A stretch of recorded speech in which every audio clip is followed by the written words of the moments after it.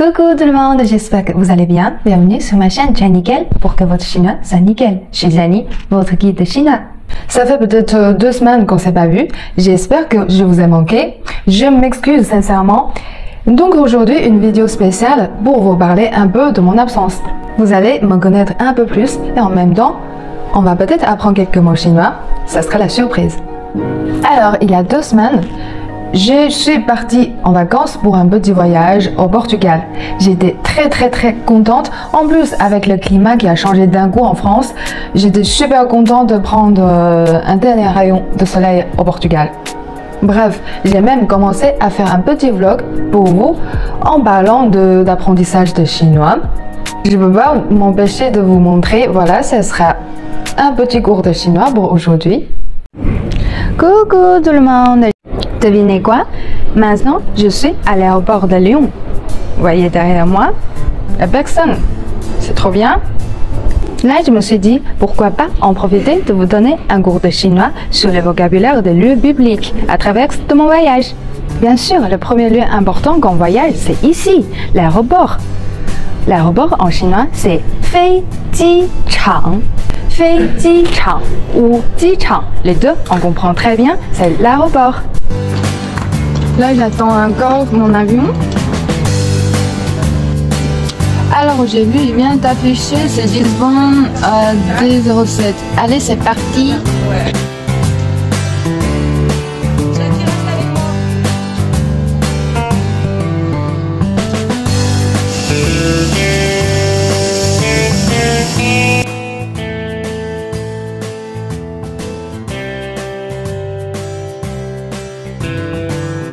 Après plus de 2 heures d'avion, j'étais un peu en retard. Je suis enfin arrivée à l'hôtel.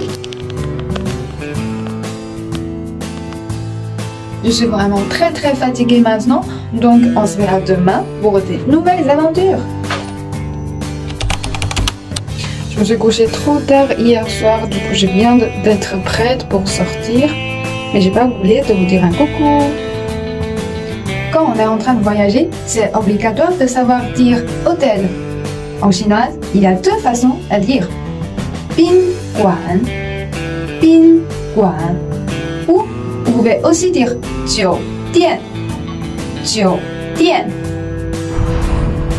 Je suis montée sur le rooftop d'hôtel. Regarde-moi tout ça, c'est magnifique. Oh là là. En plus, on a une très belle vue de ville.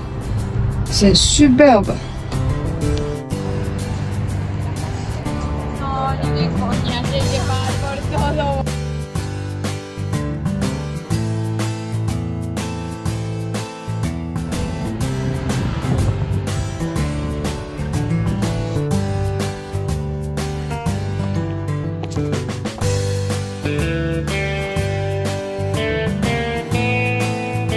Regarde qu'est-ce que j'ai vu. Enfin monté dans le quartier de Alfama. Regarde-moi cette belle vue.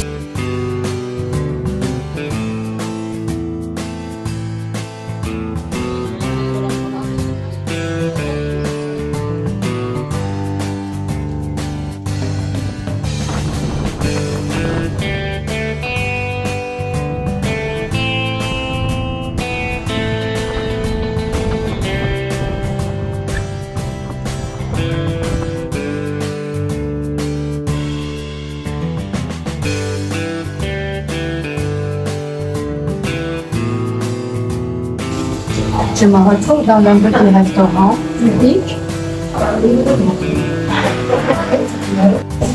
Il faut absolument savoir comment on dit restaurant en chinois. C'est fan dian. Sinon, il y a aussi une autre façon de dire, c'est tanting. Par exemple, on dit souvent c'est un restaurant français. Je commence avec une entrée de soupe. J'ai aucune idée qu'est-ce que c'est. On va voir.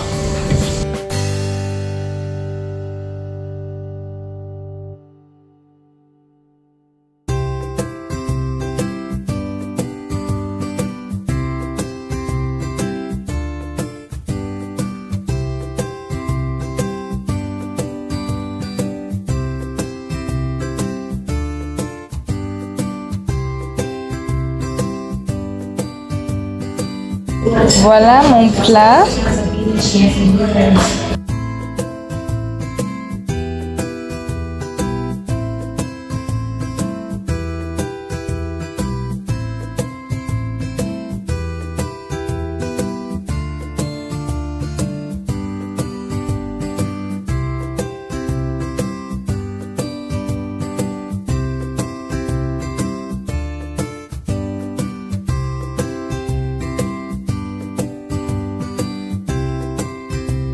Mon petit dessert, ça a l'air pas mal.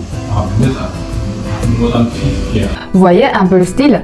Est-ce que ça vous aura plu? Si c'était un vlog complet. J'ai trouvé que c'était un bon sujet pour vous apprendre en même temps que le voyage. Mais il y a toujours un accident. Story of my life. Alors, au bout du 3e jour, même pas, je suis tombée malade, mais grave malade. Je suis rarement malade comme ça. C'était peut-être... je peux compter en une main de toute ma vie et ça a tombé cette fois pendant le voyage. J'avais énormément de fièvre et je pouvais plus bouger. J'ai fait des efforts mais je pouvais vraiment plus rien faire. Mon corps voulait rien faire. Au bout d'un moment, je croyais que ça y est, c'est la fin pour moi. Mais rigolez pas, hein. Franchement, je me suis dit, mourir au Portugal, c'est quand même quelque chose que j'attendais pas du tout quoi. C'était vraiment une catastrophe. Partir en voyage avec la joie et revenir avec 10% de force, fièvre haute, et, moitié de souffle, etc. Donc ça a vraiment gâché la fin de mon séjour au Portugal.